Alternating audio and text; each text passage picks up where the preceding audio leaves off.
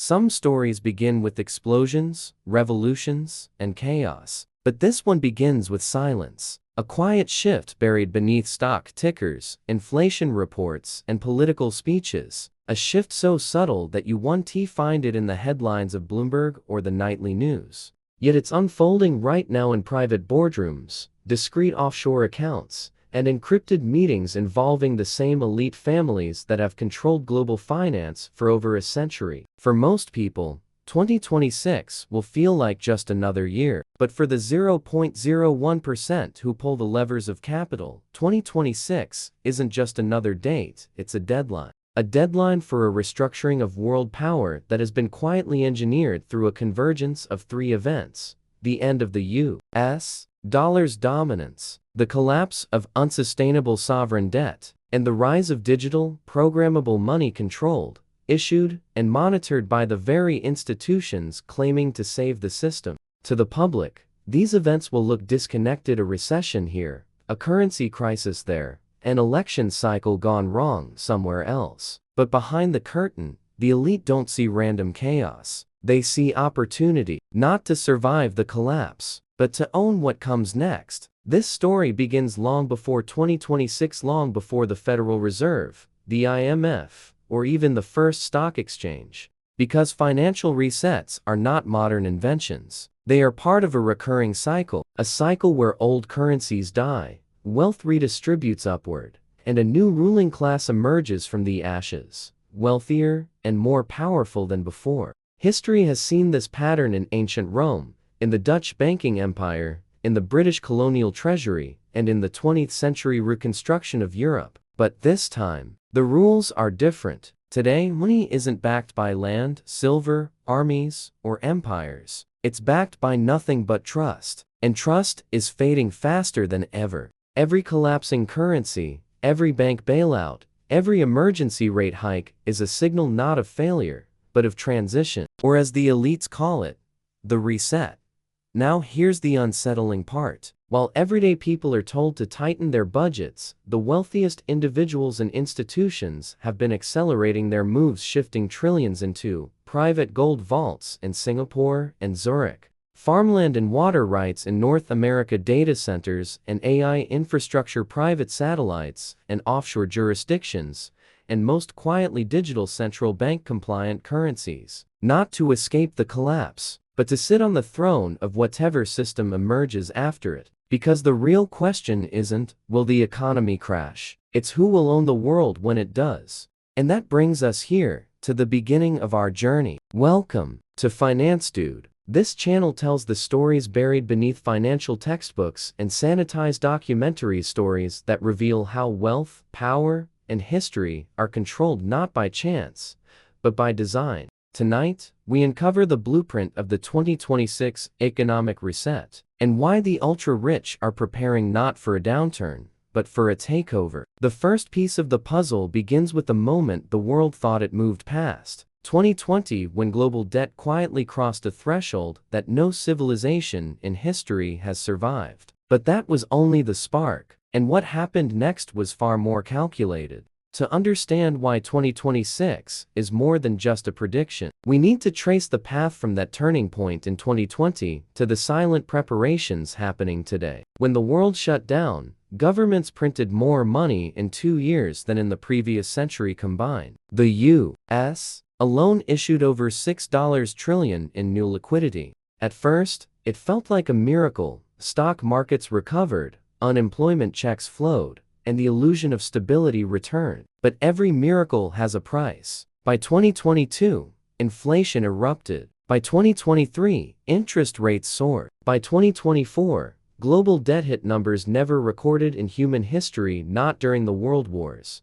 not during empires, not even during the collapse of ancient Rome. This wasn't an accident. It was phase one. You see, the economy doesn't collapse when debt rises. It collapses when debt becomes more expensive than the economy itself. That was the moment central banks were waiting for, the moment when the world had no choice but to accept a new monetary system. The ultra-elite responded first. They didn't panic. They relocated. In 2024 and 2025, The world's richest began shifting away from public markets and banks tied to the old financial system. Their exits were not loud. They were silent and strategic, rooted through sovereign wealth partnerships instead of public exchanges, private custodial gold instead of ETFs, energy-backed contracts instead of futures markets, and private equity infrastructure deals instead of tech stocks. Why? Because public markets are built to collapse. Private markets are built to survive it. Meanwhile, nations themselves began preparing,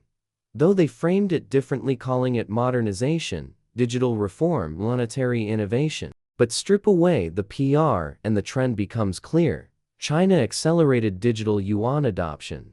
Europe finalized digital euro frameworks. The U.S. tested FedNo and pilot CBD programs. Russia and Gulf states executed gold-backed trade deals, and BRICS nations proposed a commodity-backed reserve currency. These weren't isolated policies. They were coordinated fire exits, transitions away from the U.S. dollar's global monopoly. Not because the world hates America, but because a single reserve currency can't survive infinite debt. Behind closed doors, banks, governments, and agencies aren't discussing whether the dollar collapses, they're renegotiating who controls the replacement.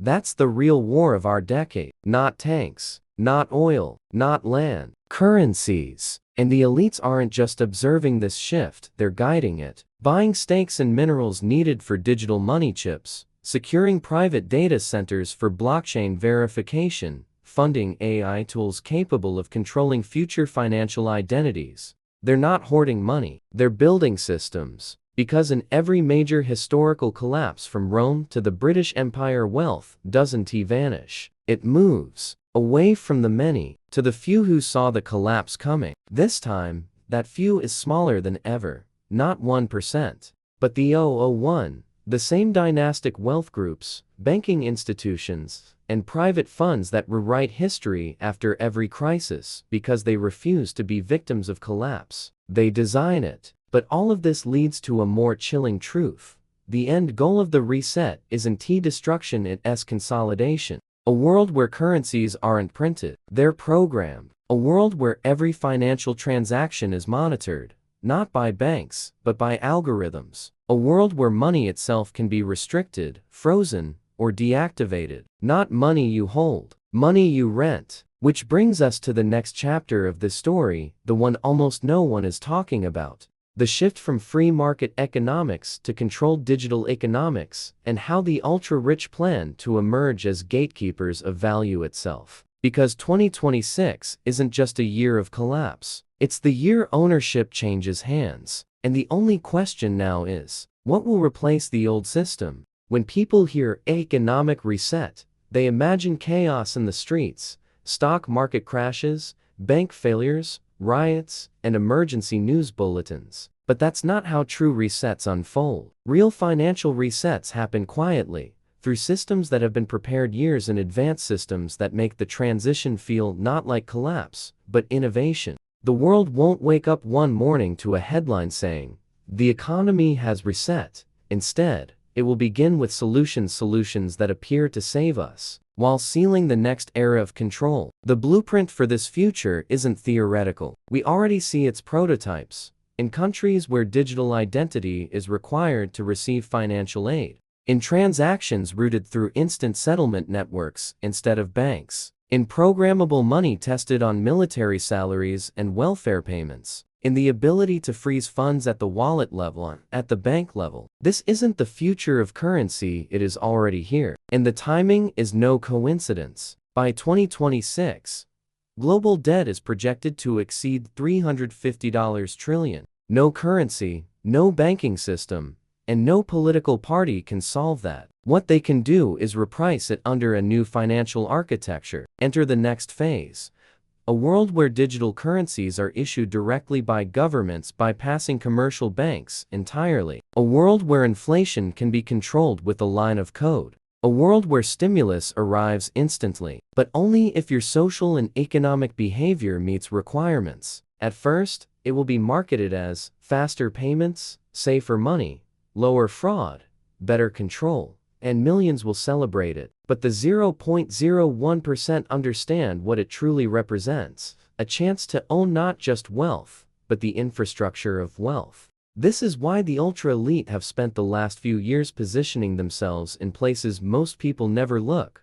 Not crypto trading, but crypto infrastructure. Not electric vehicles, but lithium, copper, cobalt, and rare earth mines. Not bank stocks, but data centers near hydroelectric power grids. Not farmland for profit, but farmland with aquifers and independent water tables. Because in the new financial order, control doesn't come from money. It comes from resources. It comes from access. It comes from verification systems. If you control the energy that powers data, the minerals that create chips, the satellites that track identity, and the land that feeds nations, you don't just survive the collapse, you write the rules of the new world. And while the masses will be fighting inflation, shortages, unemployment, and debt, the elite will already be living in the system after the system. Because they didn't prepare for disaster, they prepared for inheritance. The inheritance of a planet redesigned around scarcity and surveillance, where citizenship is tied to financial compliance, and where wealth isn't measured in dollars,